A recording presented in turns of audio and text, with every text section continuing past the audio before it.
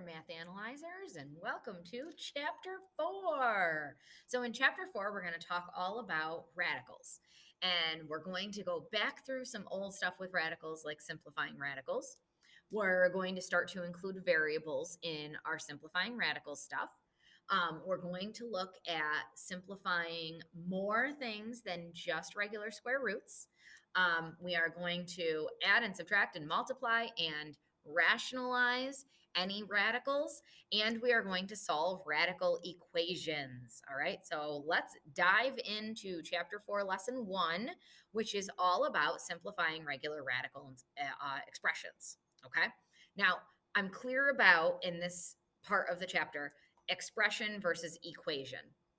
And we're going to have a lot of practice on making sure we can fully simplify radical expressions. Now, a lot of the stuff that happens with this, it's not stuff you're going to be able to do in your graphing calculator super easily. So the pieces that you can do, I'll show you how to do, but it mostly involves finding the right perfect square that divides evenly into your radicand.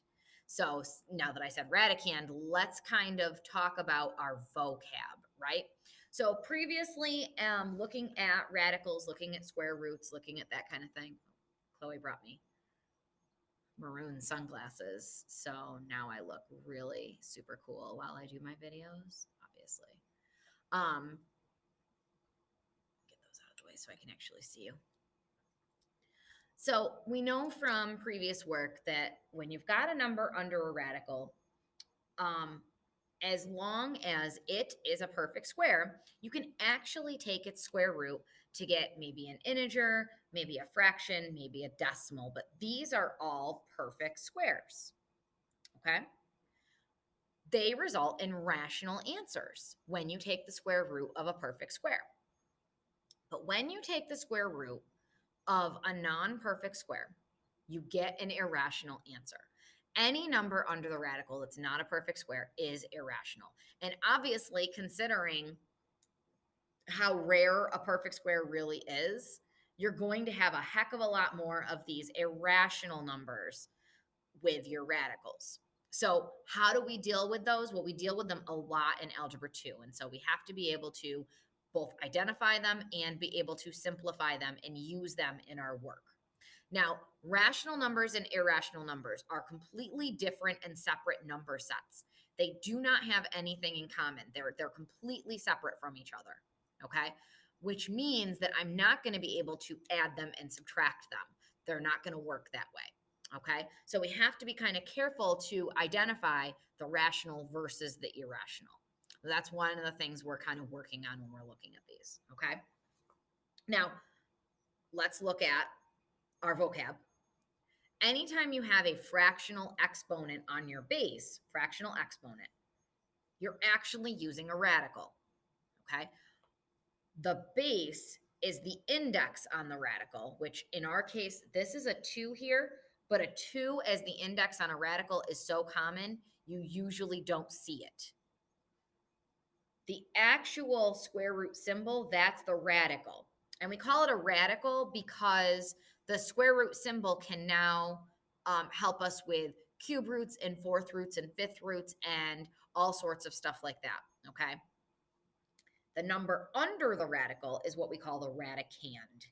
So I'll use that vocab word, radicand, when I'm talking about my number underneath, okay, whether it's a perfect square or not. Now, really, truly, you really cannot go through this without having your perfect squares memorized, okay?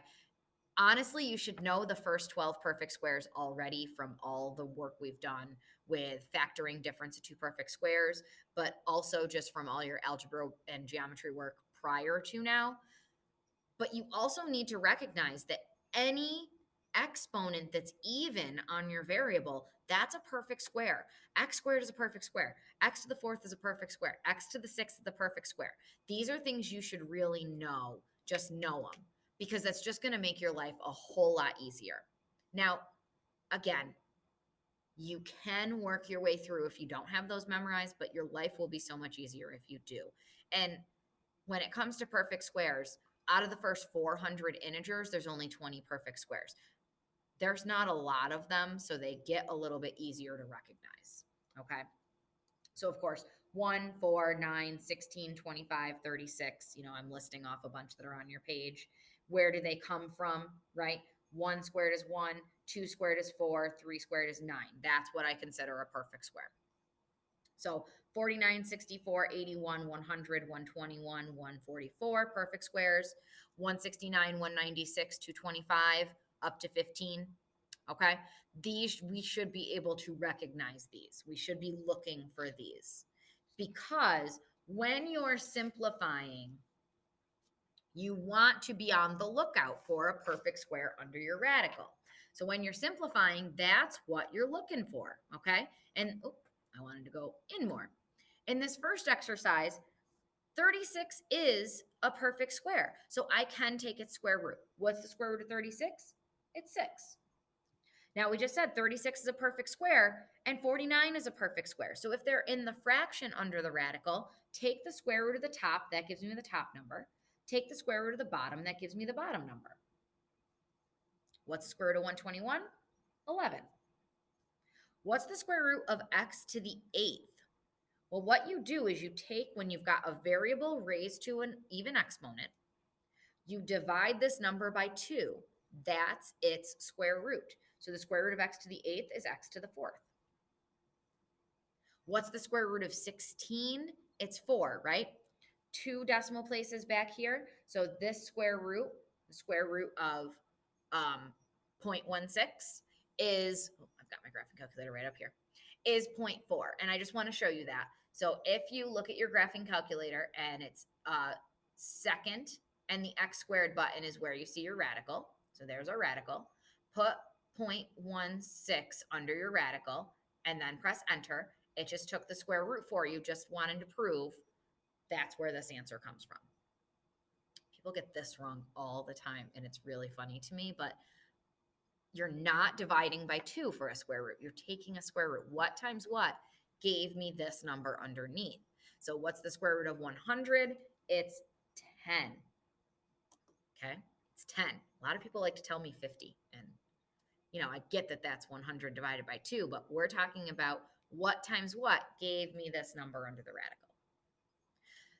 So obviously that was a whole group of perfect squares under the radical. I kind of glossed over the fact that when I was taking the square root, I took the principal square root, which is the positive.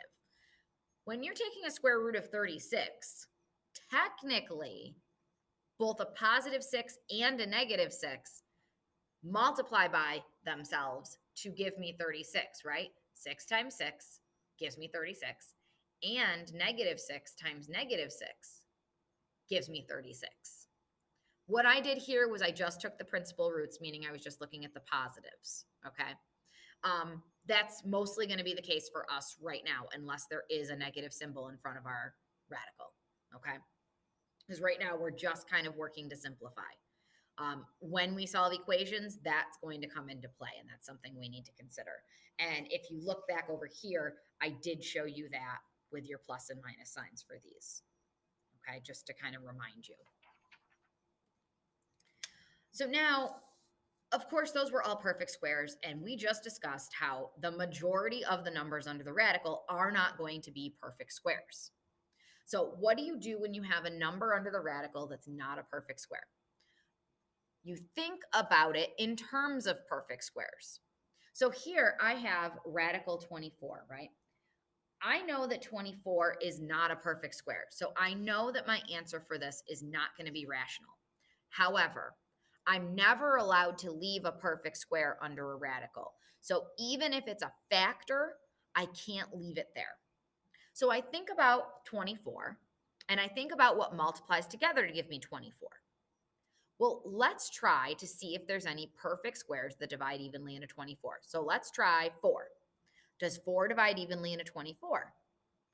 Yes, it's a factor. So I have to bring it out. Okay, so what I do is I divide radical 24 into 2 radicals, the perfect square radical and the leftover radical. The perfect square that divides evenly into 24 is 4. 24 divided by 4 is 6. That's the leftover. What you do is you take the square root of the perfect square and bring that out front as the coefficient, and you leave the leftover in the radical. So the square root of 24 is equal to 2 radical 6, and that's its simplified form. No perfect squares are under the radical anymore. They're all out front now. I've taken their square roots, they're out. Okay? That's simplified radicals. So anytime you've got these numbers under the radical, you have to factor them using perfect squares only. So that's the key here is I know these numbers have lots of factors, but you have to use perfect squares. Divide them by perfect squares only. Divide them by 4 and 9 and 16 and 25 and 36 and 49. Okay, divide them by those numbers because it has to be a perfect square that's coming out. Okay.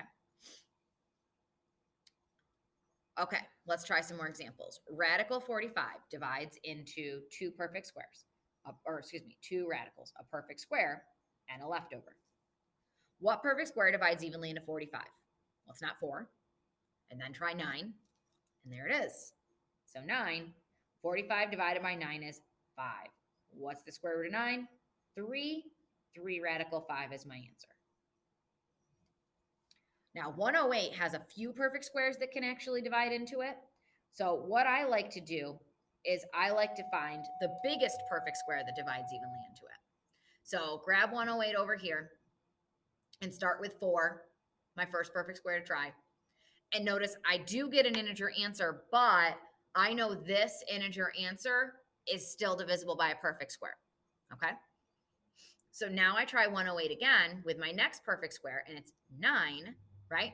And I get this. Well, again, an integer answer, but again, an integer answer that's still evenly divisible by a perfect square. So I have to keep trying. So I try 108 divided by 16. Oh, that one didn't work. Okay. I'm looking for the biggest perfect square that divides evenly into 108. So now I try 25, even though I know it won't work. I'm just kind of showing you. And then I try the next perfect square to divide evenly into 108, and that's 36. Aha! Now my leftover is not divisible by any more perfect squares. Now I want you to look back and think. Look back at what we tried before. We tried 4 and 9, and those gave us integer answers. And what's 4 times 9? 36. So I could have gotten there a little bit faster, but notice I just kept kind of testing. So this is my biggest perfect square and smallest leftover. Could I have used one of the other ones? Sure. I would just have to go again. So I'd have to try the next, with that leftover, I'd have to do the whole process again. So I like to do the process once by getting the biggest perfect square out right away. Take the square root of 36, you get 6. Radical 3 is the leftover, so 6 radical 3 is how we say the answer. Okay, practice saying the answers. 3 radical 5, 6 radical 3. If we're in class, I'm going to make you say them out loud. Now look here, you've got both a number and a variable under the radical. So what I do is I make a whole perfect square radical and a whole leftover radical, but I still go one at a time. So I start with 18. What perfect square divides evenly into 18? 9. And what's the leftover? 2. Okay. Now think about x cubed. Well, the exponent is not an even number, so x cubed itself is not a perfect square. To get the perfect square that is dividing evenly into x cubed, subtract 1 from the exponent. If it's an odd number, subtract 1 from the exponent. That means x squared is the perfect square that divides evenly into x cubed. And x to the first is that leftover. So that's the one leftover. And now you take the square root of 9 to get 3. You take the square root of x squared to get x. And you leave the leftover multiplied by it just like you did in the other two examples. So 3x radical 2x is our final answer. Say it, practice it. 3x radical 2x. Let's do it again. Example number 4 up here, it has a negative in front, which just means whatever our final answer is, we're multiplying it by -1. So I'm still going to do perfect square and leftover. The perfect square that divides evenly into 98. Now, I know the answer, but I'm just going to show you where you can find it if you don't know. So 98 divided by 4 actually doesn't work. Okay. So let's try 98 divided by 9, but since the digits don't add up to 9, it won't work. And then let's try 98 divided by 16. Well, if it wasn't evenly divisible by 4, it's not going to be evenly divisible by 16. So let's try 98 divided by 25. Well, it doesn't even end in 5, so not going to work. 5 or 0 doesn't end in that, not going to work. So let's try 98 divided by 36. Well, if it didn't divide evenly by 4 or 9, it's not going to divide evenly by 36. And 98 divided by, the next one is 49. Hey, there we are, right? So our perfect square that divides evenly into 98 is 49, and our leftover is 2. But did you see how fast I got there by trying? I'm only trying to divide by perfect squares. So I'm not going to get something in here that's not a perfect square. because I'm only testing perfect squares for divisibility. When I was talking out loud about it, I was using my known divisibility rules from when I was in, fourth, fifth, sixth grade and first learning my multiplication rules and my division rules. Something isn't divisible by 3 if its digits don't add up to something divisible by 3. Same with 9. With 2, it has to be even. Same with 4, it's every other even, right? So these are just rules that I knew. It's only divisible by 5 if it ends in 5 or 0. So these are divisibility rules that I knew from when I was a kid. I'm kind of applying them here to know what really I should be testing. All right. Now, of course, I take the square root of 49, I get 7, but this little negative is out front. So negative 1 times 7 is negative 7, and then my leftover comes with. So my final answer is negative 7 radical 2. Negative 7 radical 2. Say it, practice it, so you can say these out loud. You know how to say them. Again, here, I've got a non-perfect square under the radical. I've got a non-perfect variable under the radical. Still divide into 2 radicals, perfect square and leftover. The perfect square that divides evenly into 75, probably obvious, but 25. And the leftover is 3.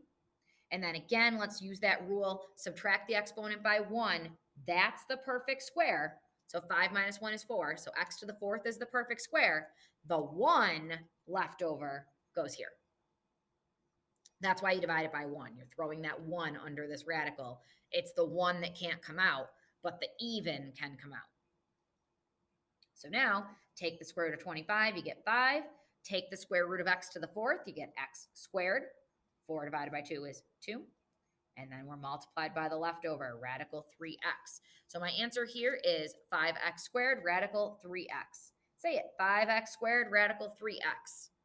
Make sure you can say what that symbol is saying. Okay, make sure you can physically say that. You can read it. You got to be able to read it. Last but never least, there's already a coefficient in front. So we're just going to bring that coefficient along with us, and whatever it is that comes out of our radicals, we're going to divide it by this negative 2. So bring it along as a nice little friend. We still got perfect square and leftover. Might just take a little bit more because I've got 2 variables in here. Perfect square that divides evenly into 27 is 9. 27 divided by 9 is 3 for my leftover. This is a perfect square. X to the 6th, because that's an even exponent on my x. So x to the 6th just goes in here. No leftover for my x's. And then we've got a y to the 3rd. Well, 3 minus 1 is 2. So y squared is my perfect square. And y to the 1st goes under my leftover. And now what I do is I take the square root of all these things, but don't forget about this negative 2. We're going to have to multiply it all by. So the square root of 9 is 3. The square root of x to the 6th is x to the 3rd. And the square root of y to the 2nd is y. And now multiply it all by negative 2, which really means it's just negative 2 times 3. Negative 6x cubed y times radical 3y is my final answer. So negative 6x cubed y, radical 3y. That is my final answer. All right. Please practice, kiddos. Make sure you can do this simplification. I know there's one extra step from when we did this your algebra year, But hopefully you can reach back. Hopefully you've got those perfect squares memorized. And otherwise, you got that graphing calculator to help you. Okay? So I shall be seeing you for more radical work. Have a good one, guys.